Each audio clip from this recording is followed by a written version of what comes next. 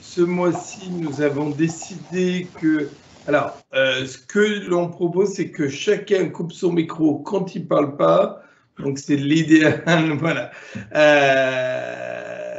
Ce que je vous propose, c'est que ce mois-ci, on a décidé d'organiser le rendez-vous avec comme thème l'ORT. Donc, ça va vous être expliqué de façon brillante par une personne de l'Agence de la cohésion du territoire, David Laboret, qui a vraiment une expertise sur les ORT, et puis ce sera peut-être complété par Adrien Ledoré, sachant qu'on a pas mal de questions aujourd'hui, donc on en reparlera après au niveau des questions.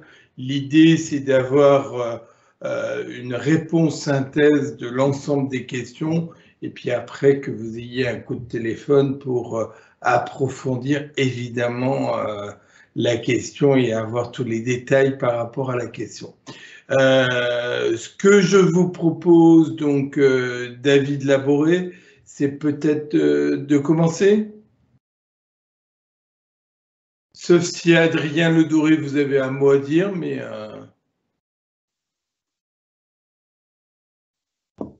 Écoutez, non, ce déroulement me convient. Ok, très bien. Parfait. Bah, écoutez, si vous pouvez mettre... Déjà, est-ce que vous m'entendez et est-ce que vous me voyez? Très bien, impeccable. Nickel. Bon, alors, ce que je vais vous présenter, donc, c'est en une quinzaine de minutes, une vingtaine de minutes, l'essentiel des opérations de revitalisation de territoire.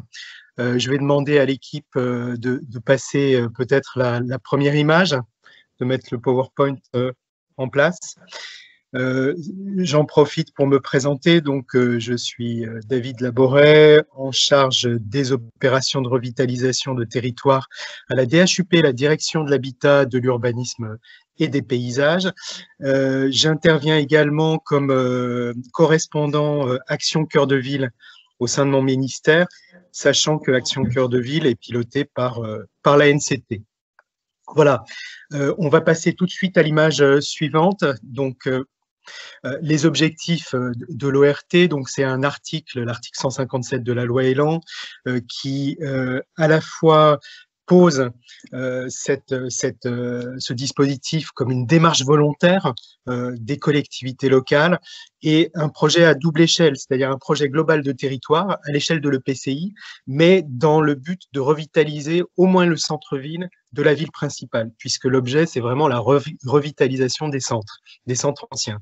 Un volet obligatoire qui est écrit dans la loi Elan, c'est l'habitat, donc agir à la fois sur les aspects de logement vacant, mais aussi les aspects de logement indigne, et toute action qui permet de se réapproprier finalement l'habitat, notamment ancien, dans les centres-villes.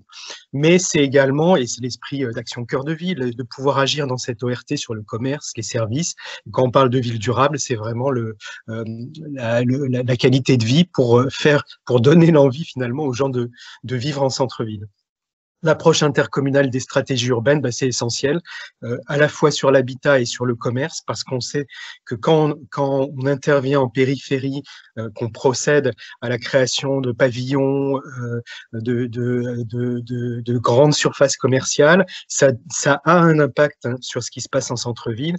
Et quelque part, c'est vrai que depuis 30 ans, les évolutions de désaffectation des commerces, notamment en centre-ville, sont directement liées à l'étalement urbain et au développement des grandes surfaces en périphérie.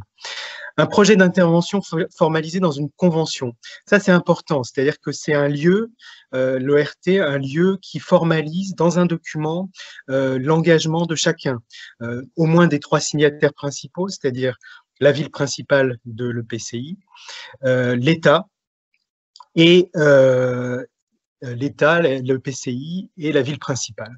Donc, c'est vraiment ce triptyque qui va faire qu'on va avoir un projet d'ensemble, une légitimité politique pour faire projet, et cette légitimité politique va entraîner une visibilité auprès des financeurs à la fois pour des aides de droit commun, parce que quelque part, cette prime de faire un projet global va être reconnue par les financeurs, et donc on va aller plus favorablement financer un équipement public si cet équipement public rentre dans une stratégie d'ensemble avec une bonne visibilité politique. Une direction de projet, donc c'est évident qu'un chef de projet va porter et va animer l'ensemble des partenaires et rythmer les étapes de fabrication du projet.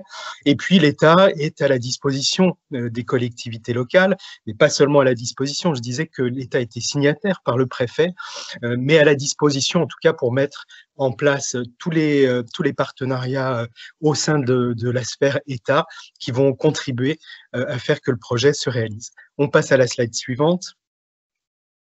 Aujourd'hui, mais très rapidement, au 18 janvier, on avait plus de 229 conventions d'ORT signées, c'est-à-dire 374 villes, ce qui veut dire qu'en fait, on a des ORT qui sont intercommunales, avec parfois un couple d'une ville principale et une ville secondaire qui viennent dans l'ORT. 188 villes, Action Cœur de Ville. Donc, on voit que l'essentiel aujourd'hui, non, que la majorité, mais pas l'essentiel, la majorité des villes qui ont signé une ORT sont issues d'Action Cœur de Ville, mais on commence à avoir un relais des petites villes de demain qui vont être intéressées de signer l'ORT et on verra pourquoi. On passe à l'image suivante. Comment on fait une ORT? Eh bien, écoutez, le plus simple, c'est déjà d'avoir l'idée et l'envie de faire projet. Parfois, ça part d'un constat, d'une dégradation des conditions de vie, des affectations des commerces de centre-ville, de l'habitat vacant. Et donc, on se met ensemble pour définir finalement ce qui pourrait être la trame d'une stratégie de reconquête avec les éléments de diagnostic à disposition ou à compléter. Puis, on va fabriquer cette convention d'ORT, on verra les principaux éléments. On fait délibérer l'intercommunalité, la ville principale, voire les autres communes volontaires pour donner mandat à leurs représentants de signer l'ORT et on signe l'ORT. La slide suivante. Aujourd'hui, les conventions d'ORT, finalement, portent des projets qui sont, pour l'essentiel, basés sur des reconquêtes d'habitat en centre-ville via des OPA renouvellement urbain, mais aussi, et vraiment quasi toutes les conventions d'ORT qu'on a pu analyser, on a analysé une soixantaine de conventions, c'est un échantillon de 25% à peu près, interviennent sur le patrimoine, les espaces publics, l'accessibilité, un peu le stationnement aussi, et la création ou la réhabilitation d'équipements publics. Donc, on voit que tous les grands axes de la revitalisation sont impliqués et que derrière ça, on a des actions, et sur le commerce, bien sûr, et on a des actions fortes d'acquisition foncière pour transformer, pour mettre de nouveaux commerces dans des anciennes cellules commerciales qu'on a restructurées ou pour acheter des immeubles entiers qui sont dégradés, qui vont être réhabilités par un opérateur de la ville et être remis en vente ou en location. Voilà, on va passer à la slide suivante. Vous aurez bien sûr le PowerPoint à l'issue de cette rencontre. Qu'est-ce qu'on a dans une ORT? D'abord une durée. Nous, on préconise 5 ans parce qu'on sait que les projets sont terriblement longs à sortir et ce serait frustrant d'avoir une convention qui s'arrête au bout de 3 ans sans qu'un premier projet ait pu démarrer. On a un secteur d'intervention qui comprend obligatoirement le centre-ville. On verra plus tard les effets juridiques dessus. Le contenu, bien sûr, des actions qui sont conclues dans cette ORT et au sein des secteurs d'intervention. Et ces actions comportent un plan de financement. Et puis un comité local de projet, c'est-à-dire toute la gouvernance autour de cette ORT qui doit être effectivement explicitée. On passe à l'image suivante. Alors, le secteur d'intervention, qu'est-ce qu'il est? Aujourd'hui, on a un seul périmètre juridique, c'est le secteur d'intervention de l'ORT, qui doit être suffisamment précis autour pour délimiter le centre-ville dans lequel des effets juridiques vont pouvoir se placer. On peut avoir, et ça c'est la petite vignette du milieu, donc on a en vert le périmètre, je crois que j'avais pris Dreux, le périmètre du centre-ville de Dreux, et de l'autre côté de la gare, on pourrait aussi avoir non pas le centre historique, mais ce qui serait demain le centre si on faisait une action forte, par exemple, de reconquête d'une friche en y mettant une activité culturelle qui va venir rayonner et renforcer le centre-ville. Donc, on a une acceptation du centre-ville qui est dynamique, c'est-à-dire que ce n'est pas seulement un centre-ville figé dans son histoire, mais c'est un centre-ville en devenir, en mouvement. Ce périmètre doit être suffisamment précis parce qu'il va comporter des effets juridiques et donc il doit être défini, délimité à la parcelle. Mon plan ne le montre pas, mais il faut vraiment qu'on puisse avoir une portion de rue, une parcelle qui est prise dedans ou qui n'est pas prise dedans. Et puis la dernière vignette tout en bas montre un certain nombre d'actions sur le logement, sur les équipements, l'espace public qui peuvent prendre place dans cette ORT, dans ce secteur d'intervention de l'ORT. On passe à l'image suivante. Et là, on va aborder en fait les effets juridiques. Je vais me contenter de les balayer parce qu'il y en a un certain nombre. L'ORT, vos conventions d'OPA, en fait, l'ORT ne se substitue pas à l'OPA, mais si on a une OPA qui est en cours et qui porte sur ces mêmes objets de réhabilitation du centre-ville, eh bien, on va l'intégrer dans la convention d'ORT. C'est-à-dire, on va avoir un seul comité de pilotage parce que finalement, c'est à peu près les mêmes personnes qui vont réfléchir à la revitalisation des commerces, de l'espace public, du bâti. Et l'idée, c'est de ne pas démultiplier les instances de pilotage parce que c'est affreusement chronophage et d'avoir dans un seul et même document la convention d'ORT en annexe ou dans un autre document. Mais enfin, voilà, que ce soit estampillé ORT. Un des effets, par exemple à Agde et à Lunel, qui sont des ORT depuis peu, on a aujourd'hui une OPA qui a été prolongée de plusieurs années parce que les partenaires finalement financeurs de l'ANA se sont rendus compte non seulement que leur OPA était efficace, mais qu'en plus, et elle venait à échéance, et ce serait dommage qu'elle s'arrête maintenant qu'on agit à la fois sur les autres vecteurs finalement de la revitalisation, comme l'espace public ou les biens et les services, les équipements publics. On passe à l'image suivante.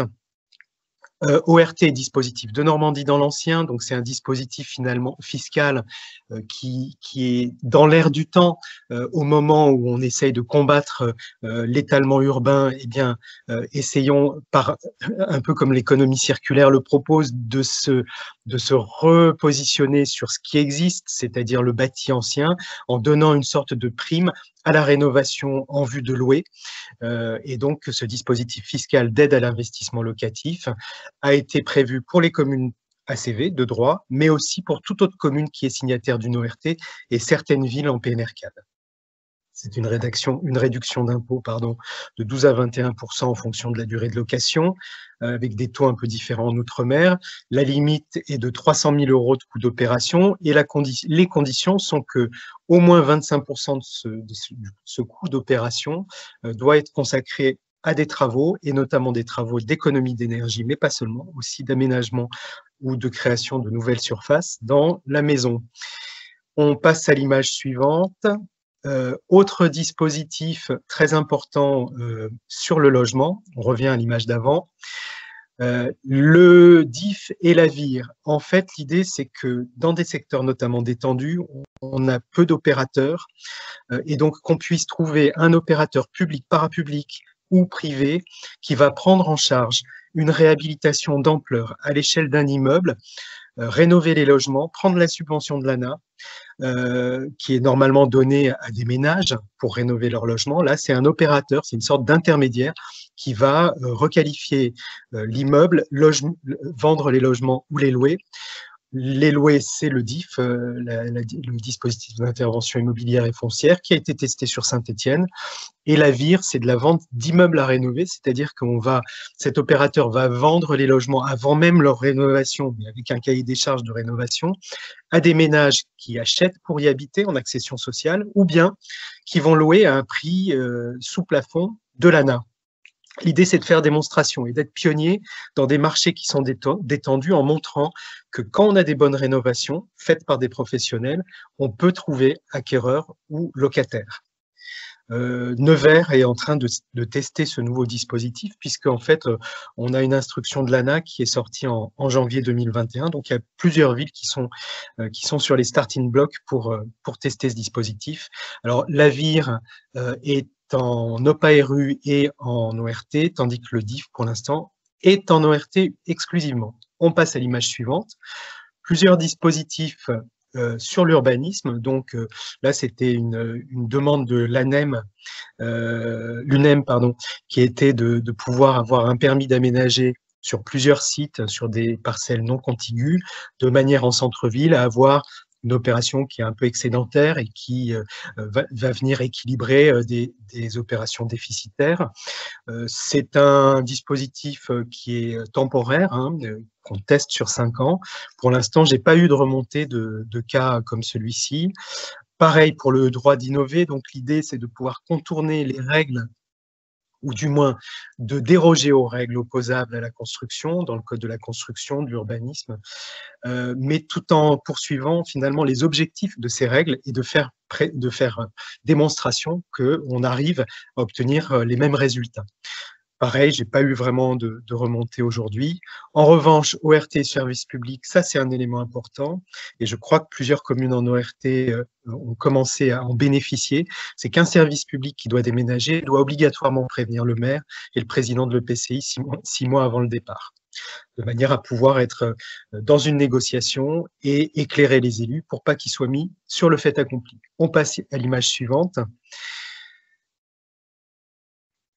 Les autres effets de l'ORT, un des effets très importants, c'est, je vais directement au deuxième, ORT commerce en centre-ville, c'est de pouvoir déroger, s'abstenir de passer en CDAC, c'est-à-dire de ne pas demander une autorisation d'exploitation commerciale quand on est une grande surface qui vient s'implanter en centre-ville.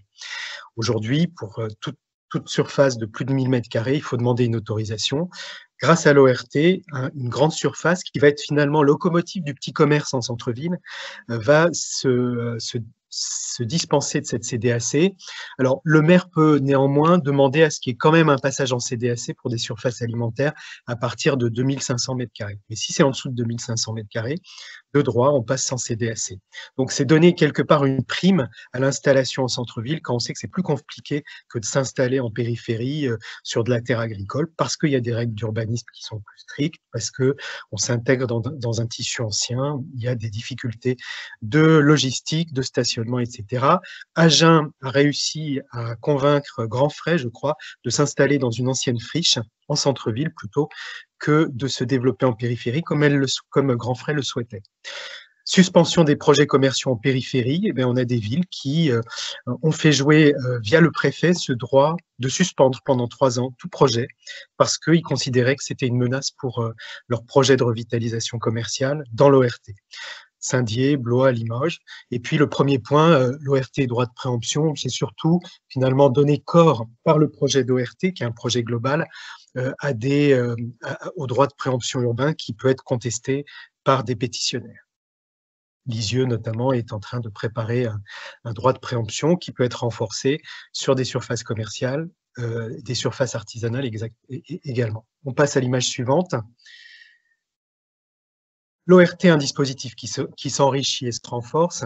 Si vous voulez, l'idée, c'était vraiment de donner une prime aux villes qui travaillent avec leur EPCI et avec l'État à un projet global. Donc, le plan de relance, aujourd'hui, que ce soit le fonds friche pour la reconquête de friches commerciales, friches industrielles, ou même d'îlots anciens dégradés en centre-ville, ce fonds friche est prioritaire pour les ORT. On a aussi une aide à la relance de la construction durable en donnant des moyens supplémentaires aux villes qui se lancent dans des constructions denses avec une bonification de 20% en ORT, etc., etc. Et puis, on a également des possibilités pour des villes qui souhaitent revitaliser leur petit commerce en centre-ville, de leur exonérer d'impôts locaux pendant un certain temps, selon certaines conditions. Bref, si vous voulez, on a tout un écosystème comme ça qui se met en place en donnant priorité à ces villes qui sont en ORT. On passe à l'image suivante. L'image suivante, donc j'ai montré une course à bicyclette parce que finalement, une ORT qui s'arrêterait à mi-chemin sur ses effets juridiques favorables risquerait de tomber ou en tout cas de ne pas susciter l'engouement qu'elle a pu susciter depuis 2 ans. Donc l'idée, c'est de toujours avancer pour ne pas tomber. Toujours avancer, eh bien, par exemple, c'est de permettre aujourd'hui, dans le cadre du PJL 4D, donc c'est une proposition qui est faite, de pouvoir reconquérir des biens sans maître ou des biens en état manifeste d'abandon dans les périmètres d'ORT par des mesures facilitatrices. Pour des ORT qui ont peine à démarrer, pour des villes qui ont une fonction de centralité, mais qui n'arrivent pas à accrocher la ville principale de leur EPCI, c'est par exemple le cas dans les grandes métropoles, donc Roubaix-Tourcoing voudrait effectivement pouvoir signer une ORT dite de proximité sans que l'île soit concernée, parce que l'île globalement va bien, tant au niveau de ses commerces que de son habitat, même s'il y a des petites poches de reconquête urbaine à faire, mais globalement, c'est des centres de métropole qui vont bien. Malgré tout, Roubaix-Tourcoing, qui exerce des rôles de centralité auprès des communes aux alentours, souhaiterait mettre en œuvre des ORT de proximité. Donc, on attend effectivement les arbitrages de la loi 4D et surtout le vote. ORT verte, alors qu'est-ce que l'ORT verte? L'idée, c'est de donner plus de moyens, notamment pour reconquérir leur centre ancien et notamment l'habitat en centre ancien, quand elles s'inscrivent dans une trajectoire de ZAN, de zéro artificialisation nette, c'est-à-dire qu'elles sont vertueuses en termes de limitation de l'étalement urbain. Pour les réhabilitations, aujourd'hui, on a un fonds friche qui est de 2 ans. Est-ce qu'on pourrait éventuellement envisager son extension et sa pérennisation? Et puis pour la construction neuve, est-ce qu'il y a des aides fiscales qui pourraient être envisagées pour remplir les dents creuses? Tout ça, c'est en réflexion. Mais il nous semble intéressant de pouvoir se projeter dans l'avenir et surtout de se fixer des caps par rapport au fond de ce que doivent être l'ORT, c'est-à-dire un projet vertueux, un projet durable et surtout attractif pour les centres-villes. On passe à l'image suivante. Alors, l'image suivante, la presse en parle, donc c'est quelques mots qui ont été glanés dans la revue Cadre de Ville, hein, mais c'est marketing territorial, je parlais de visibilité, remettre le maire au centre du jeu, effectivement, parce que finalement, le maire ou les maires ensemble se réfléchissent à leur projet de territoire de façon globale, l'approche globale des enjeux, et puis la confiance des partenaires, et notamment, par exemple, de grandes enseignes commerciales qui sont d'accord de revenir en centre-ville quand il y a la possibilité de stopper des projets concurrents en périphérie qui s'étalent. Et voilà, donc on est sur du gagnant-gagnant finalement au sein de ces ORT. On passe à l'image suivante. C'est la dernière slide. Donc finalement, les caractéristiques de l'ORT, c'est leur dimension intercommunale, agir sur l'habitat et le commerce, non seulement sur le centre-ville, mais aussi sur les communes limitrophes qui ont besoin de se réhabiliter au niveau de leur centre-ville. Gouvernance de l'ORT, c'est associer des compétences multiples, hein. On a offert un cadre de discussion qui s'appelle l'ORT et qui permet d'agréger à la fois les signataires, mais aussi tous acteurs qui ne vont pas être forcément signataires, mais qui vont apporter un éclairage technique. Je pense aux notaires ou aux agences immobilières. À un moment donné, c'est intéressant qu'on puisse les entendre, voire même des industriels qui possèdent du foncier et qui ont des choses à dire ou des choses à proposer, etc. etc. Effet juridique de l'ORT pour faciliter bien sûr les projets, au-delà des programmes Action Cœur de Ville ou Petite Ville de demain qui vont venir financer, ou PNRCAD, NPNRU qui vont venir financer des actions. Là, c'est des effets juridiques qui viennent en soutien de tout ça. On a une direction de programme Action Cœur de Ville et ORT que vous devez connaître et que vous connaissez bien pour certains, Roland Mouchel-Blaiseau, qui est le contact privilégié des maires, des élus, et aussi des techniciens des villes avec son équipe de la NCT. Moi, je suis en charge d'assurer finalement le lien privilégié avec les services déconcentrés qui sont au contact de vos services dans les communes. Voilà. Et puis la DGE, Direction Générale des Entreprises, également auprès des services locaux de l'État. Je suis à votre disposition pour toute question. Merci beaucoup, David, c'était passionnant.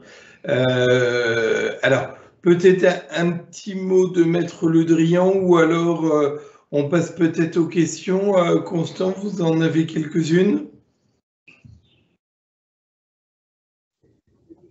Je pense que quand vous disiez que le maire devait vraiment être à la manœuvre, c'est exactement ça. Et je trouve que l'ORT permet vraiment à ce que les villes puissent définir donc leur centre-ville et cet endroit et ce lieu de voilà qui est central pour la ville. Alors, moi, je peux faire un commentaire d'actualité. Hein, oui. J'ai une chose à ajouter. C'est l'objectif de zéro artificialisation nette, dont il est beaucoup question en ce moment à l'Assemblée nationale. Je pense qu'il y a un lien à faire avec la question des ORT, puisqu'on voit que dans, je dirais, la genèse des ORT, l'un des éléments, je dirais, caractéristiques, c'était la possibilité de freiner les implantations commerciales en périphérie. Et aujourd'hui, eh bien, le Parlement est en passe de consacrer une interdiction d'implanter des nouvelles surfaces commerciales en périphérie. Alors, ce n'est pas encore adopté, mais je pense que le principe, en tout cas, sera transcrit dans la loi. Et ce qui signifie qu'aujourd'hui, donc, quand on est en ORT, d'une part, il y a cette possibilité de suspendre les projets d'implantation commerciale si l'ensemble des communes sont d'accord ou si le préfet met tout son poids dans la balance. Monsieur Laboret a parlé de Blois, de Limoges et de Saint-Dié. Et aujourd'hui, il y a, je dirais, une disposition générale qui freine ou qui devrait freiner de manière importante les implantations commerciales en périphérie. Voilà, alors c'est un sujet compliqué parce qu'il y a en même temps des dérogations et les ORT pourront bénéficier de dérogations. Mais ce que je retiens, moi, c'est que quand on est en ORT, on a vraiment un nombre de leviers très important pour s'assurer que les nouvelles implantations commerciales viennent bien compléter l'offre commerciale de centre-ville et non pas la phagocité. Voilà. C'est important ce que vous dites. Hein. Nous, au niveau de l'association Centre-Ville en Mouvement, on avait tiré la sonnette d'alarme en septembre 2017 en disant il faut arrêter les constructions en périphérie ou les agrandissements en périphérie parce que là, c'est la souris qui se mord la queue, hein, du moins. On était rien qu'en 2016 à 22% de surface commerciale en plus, en un an, 22% et 90% en périphérie. Donc, c'est vrai qu'aujourd'hui, plus la démultiplication de la vente par Internet, c'était compliqué. Et c'est vrai qu'il y a eu, nous, on demandait un moratoire sur la grande distribution. Il y a eu un moratoire pour les préfets et puis là maintenant, eh ben, on commence avec tout ce qui se passe avec la loi climat, de dire voilà, il faut qu'on arrête peut-être d'utiliser nos terrains pour mettre de l'administration ou de la grande distribution, etc., etc. Nos entrées de ville, c'est un désastre écologique, entre guillemets. Alors, question à suivre, donc, la lumière des débats qui ont lieu en ce moment au Parlement. Alors, je crois que ce que m'a dit Constance, c'est qu'il n'y a pas de questions pour l'instant. Je pense que David Labouré a été hyper clair. C'était très intéressant et ça permet voilà, que tout le monde ait toutes les informations voulues. Donc, c'est très bien, c'est concis et c'est parfait.